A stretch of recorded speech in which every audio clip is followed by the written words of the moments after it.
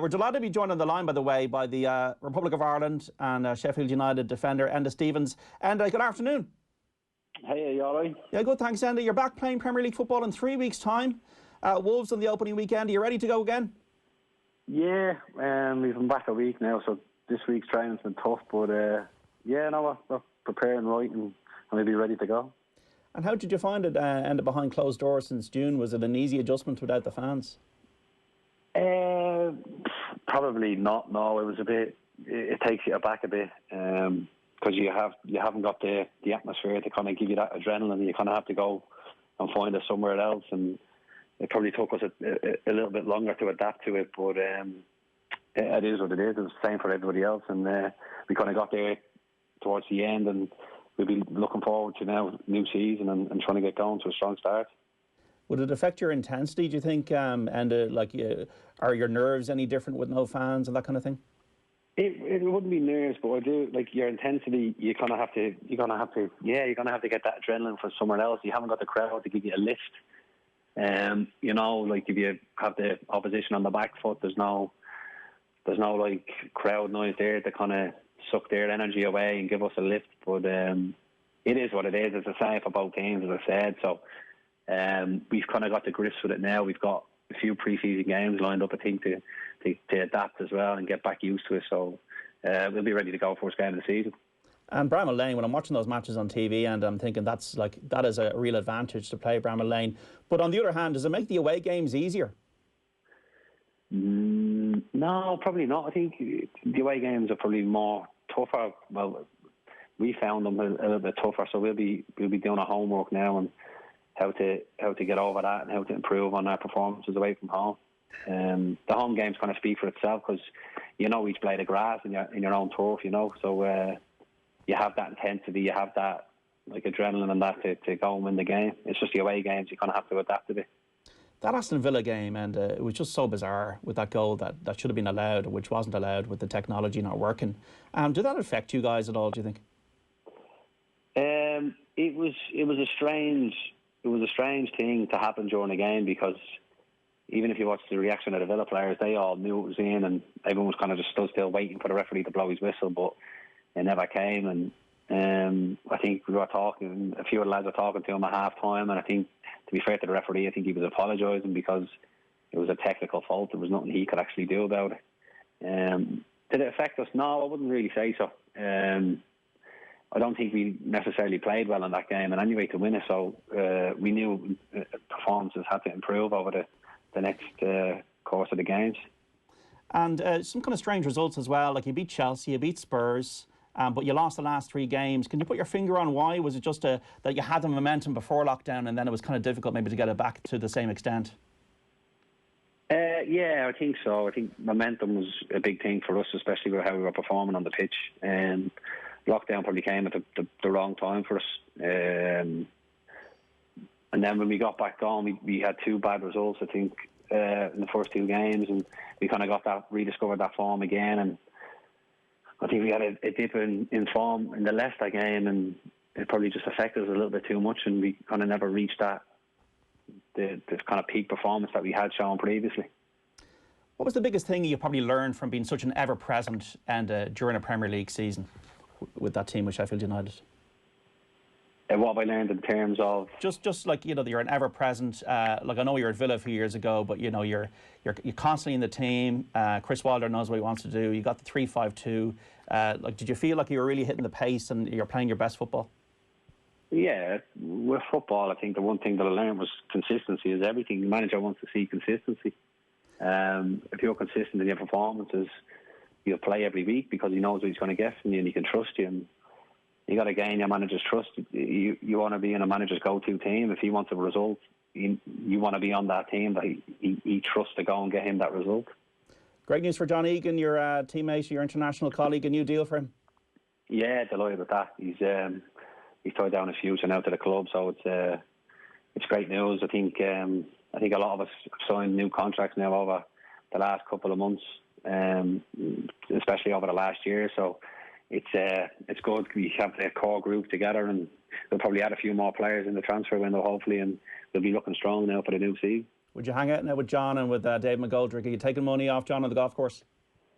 I was just with John there for the coffee.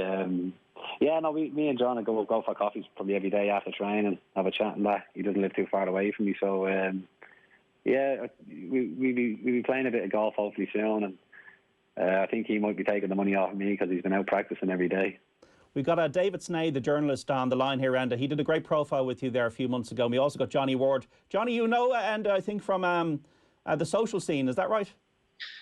Vaguely, yeah. Enda actually, I actually met Enda at an awards night there. I can't remember, was it the Soccer Writers and PFAI Awards, but the same day, I think you were playing Spurs, Enda, and you were absolutely gypped by a VAR decision, and we were talking about that. But I'm less interested in your social life, which I know you manage very well, than I am in just Monday and the whole Ireland thing, because obviously there's no team more relevant to Ireland at the moment really than Sheffield United, and everything has been a bit mad this year. But in light of Jason McAteer's kind of baffling comments about Stephen Kenny, you know, I was at the Rovers Shells game last night, and Damien Duff was in front of me, and I know like that the backroom team they've been working nearly day in, day out on your opposition, and they've been really working hard. But what's the expectation, and how excited are you? And I suppose as well as that, what's it going to be like playing under Kenny? Because I imagine he'll probably play, if you get on the team, he'll be playing 4 at the back, and you'll be playing the conventional left back that you've been. But are you excited by it all?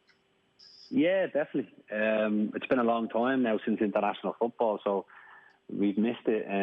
So now that's only around the corner, we're really looking forward to it. And it's obviously a fresh start with the new manager and the new team. And I was at the Bowls game against Dundalk, and he was there and we were chatting, and he was just saying, like, they are doing a lot of behind the scenes stuff in the media room, looking at games and coming up with ideas and that. And it'll be just exciting to kind of learn what they have in store for us and how they want us to play. And it's a fresh start for a lot of players now, so there's an awful lot to play for in the next 2 seasons with Ireland. So if we do well, albeit it'll be very memorable.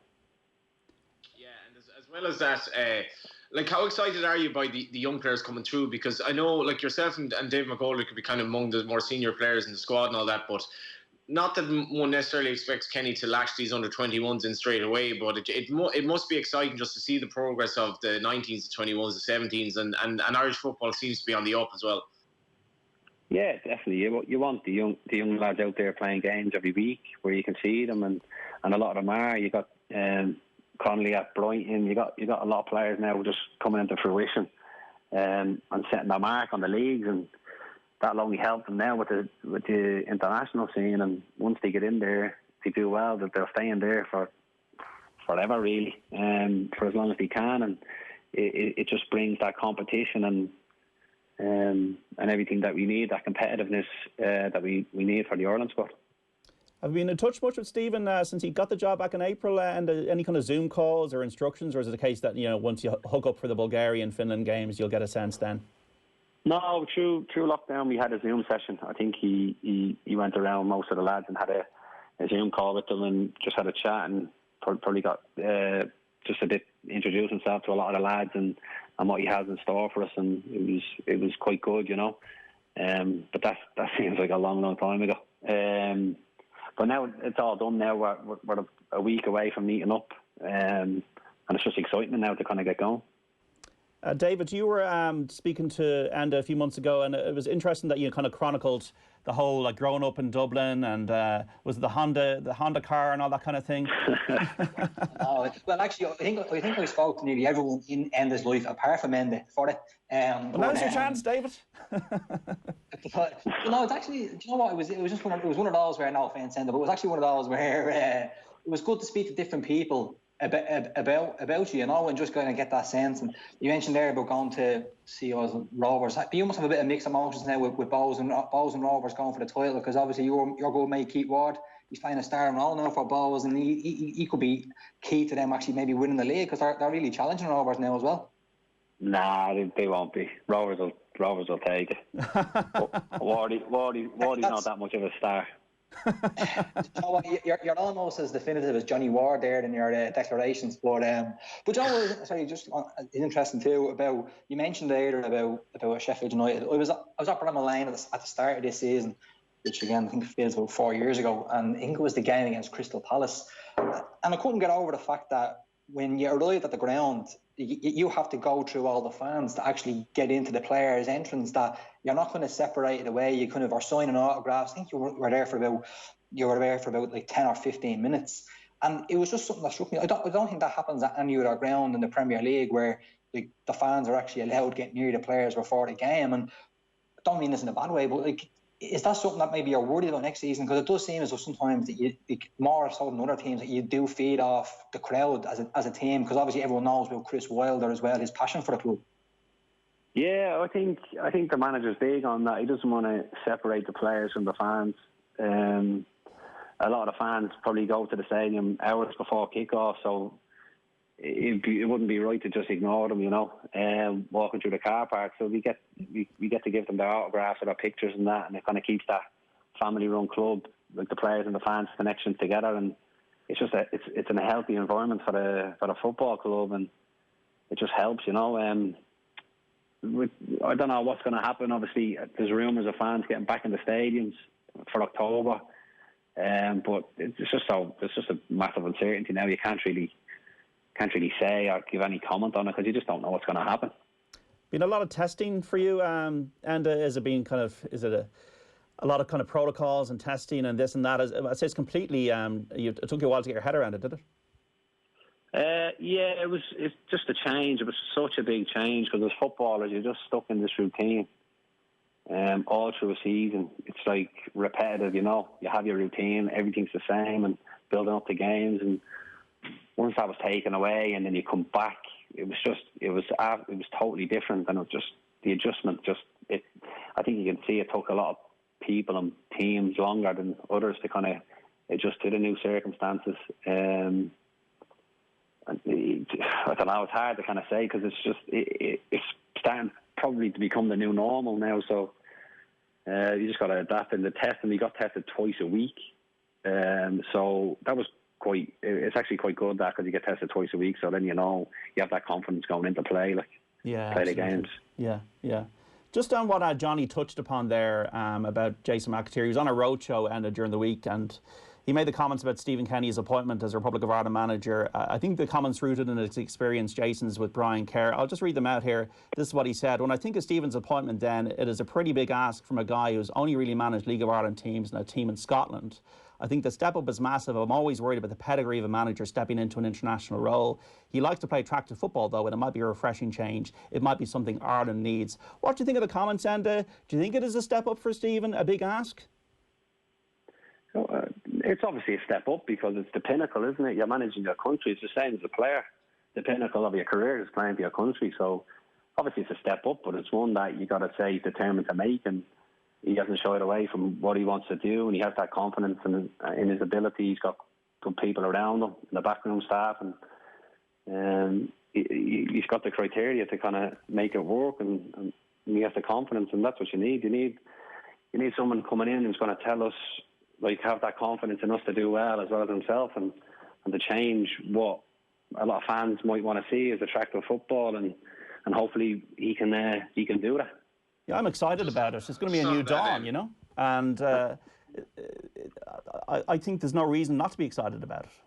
No, definitely. I think it's something to be excited about. I think all the lads are excited about it, and it's at the end of the day, it's down to the players. We got to perform for him. He'll give us all the confidence in the world to go out there and play, and he'll prepare us right, and it's down to us.